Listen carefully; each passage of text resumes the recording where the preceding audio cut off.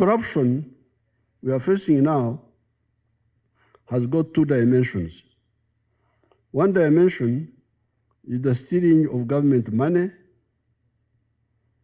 taking bribes from the public to provide government services, misusing the procurement procedures to cheat the state, and corruptly handling personnel issues, e.g. nepotism, and selling government jobs.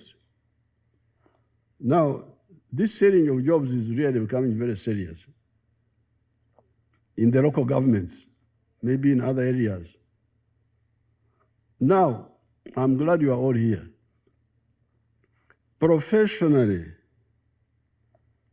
constitutionally, and logically, it is the following people that are in charge of government money,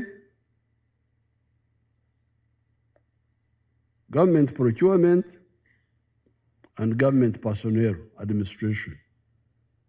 Three people are in charge of these three areas: government money, procurement, and personnel. These are the permanent secretary in a ministry, a chief administrative officer in a district, a town clerk in a city or municipality, a Gombora chief in a sub-county, and the clerk of parliament in parliament. In the army, even in the army, you not say that a commander is the one in charge of money and so on, commander. No. In the army, it is the chief of staff who is in charge of administration, money, all those things, logistics, is the one responsible. Not the commander, not the army commander, not the division commander. Commander is you command. Shambulia hapa, attack here. That's your job. You plan for that. It is now the chief of staff and the other people they call staff officers. Staff officers means administrators of the army to do this thing, the money, the what, the procurement, the personnel, a sub-county, a managing director in a parastatal. In a parastatal, it is managing director, and the clerk of parliament. In the army, it is the chief of staff, the division administration officer, etc., etc. It is initially not the work of the political leaders to fight corruption. That's what I want the Ugandans to understand. Because really it's not the work of the political leaders to fight corruption. However, ultimately, they are responsible for defending the interests of the people. If the accounting officers do not do their work, they want to guard our government money, to guard, to follow the proper procedures of buying and selling the government things, to handle personnel, promotion, recruitment, is the accounting officer. These accounting officers. Even in the district, the district service commission is answerable to the chief administrative officer. He's the one who can say you are doing bad things or you are doing the right things. But if they don't do their work, that's why now the political, because you are elected by the people to stand for us, for the people. So if these professionals don't do their work, you must do your work. You must come in. The other dimension of corruption is employee disloyalty in a private company. Because also, don't just talk of corruption in the government. We must also address corruption in the private sector. So the other dimension of corruption is employee disloyalty in a private company. The employees who steal from their employers are also enemies of the country. If the employers blacklist Uganda as a country where employees steal money from their employers with impunity, Uganda's economy will get stunted. Therefore, it is the work of the police to ensure that those who steal from companies, private or government, are held fully accountable, including paying back the money they stole on top of prison sentences. So this is the corruption. To defend government money, government procedures, and personnel, make sure the personnel are handled professionally in the government agencies, but also especially for the police, to assist the private companies to fight corruption in their units. When we had repaired Sheraton Hotel, 1987, we repaired it. It was called Apollo Hotel because Obote wanted to give it his name, Apollo. But we changed it and called it Sheraton because Sheraton came to manage it. When the Sheraton people came, they instructed strict orders. Then our people, our Ugandan, but abazungu, but we sang ensoro, but was they were now trying to be nationalistic in theft.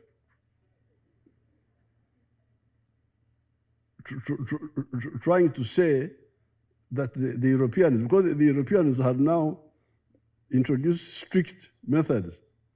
We cite you when you are coming to work. We cite you when you are going. Now they become nationalists. But we sang ensoro. But was yes, if you are a thief, what do they do? They thought I would support them. I said, go to hell. You are used stealing from government companies. These private people are strict. They should cite you because you are thieves. You don't control yourself. So I remember that incident very well. It was a big issue. And they were complaining to me because they knew I'm a freedom fighter. I defend, they thought I would also defend their theft. But to get to Biaffe,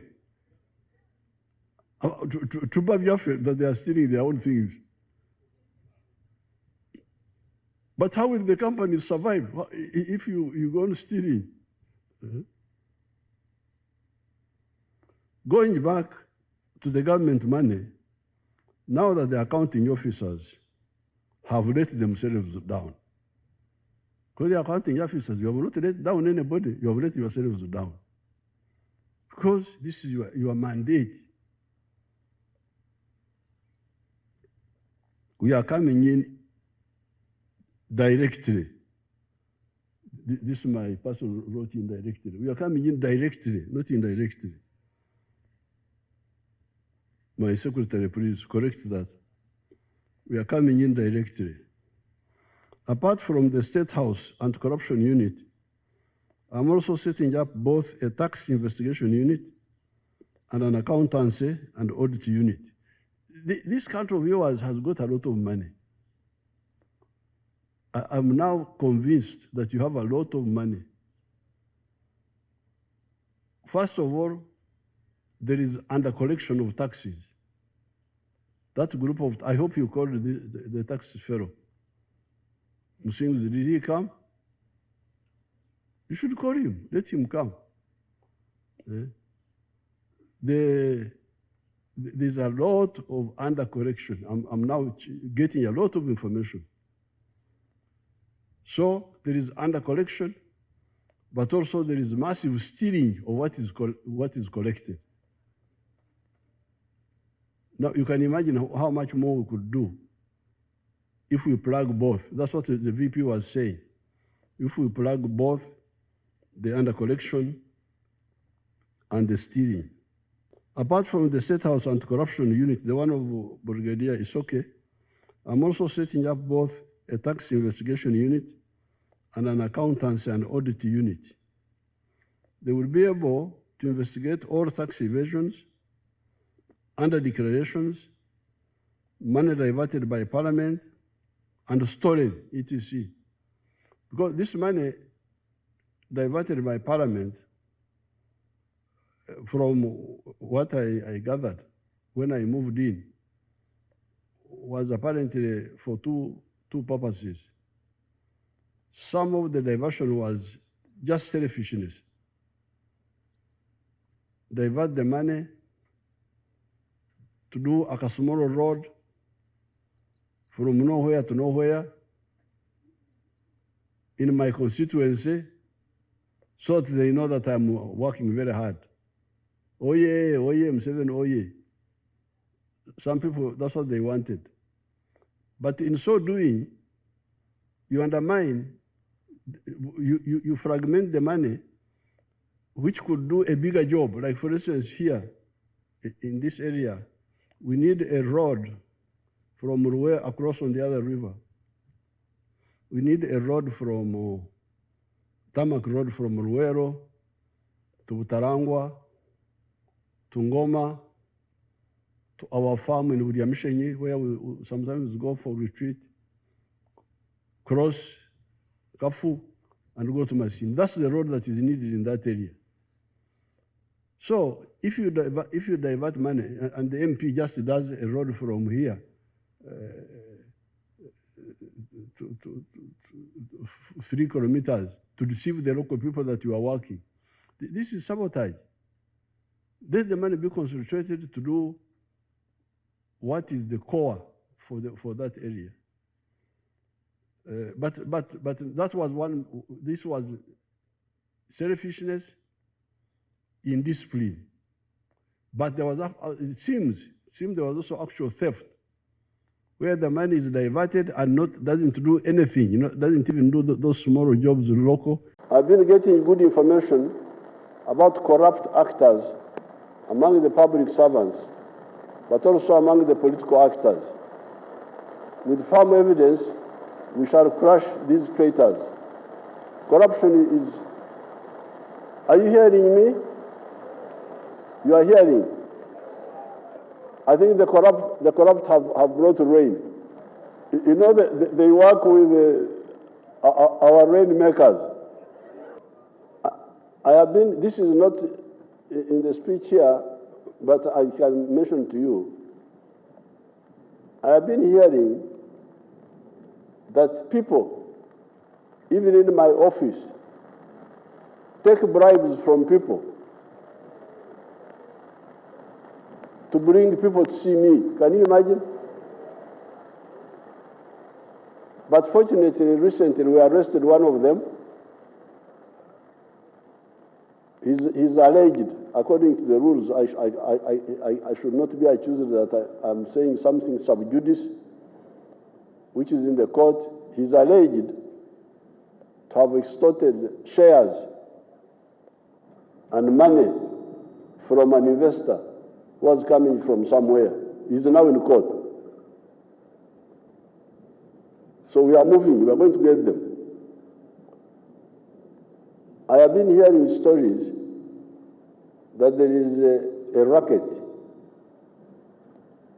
from the Minister of Finance to Parliament.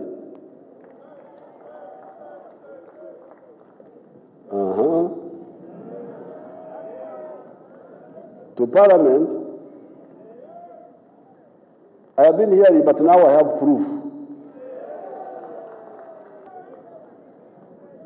I have been hearing that from Ministry of Finance, they arrange with the accounting officers of ministries to come to Parliament, working with some people there, to provide certain funds, provided you take a share.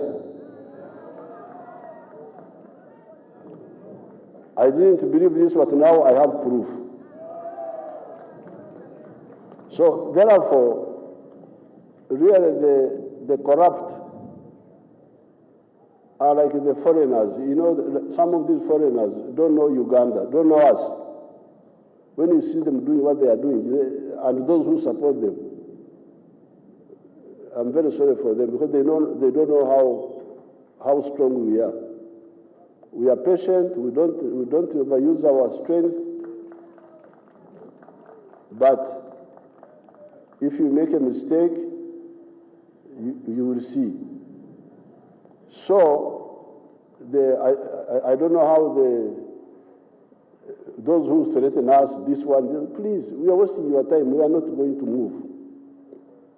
Because we are sure, we are people of here, this is our land.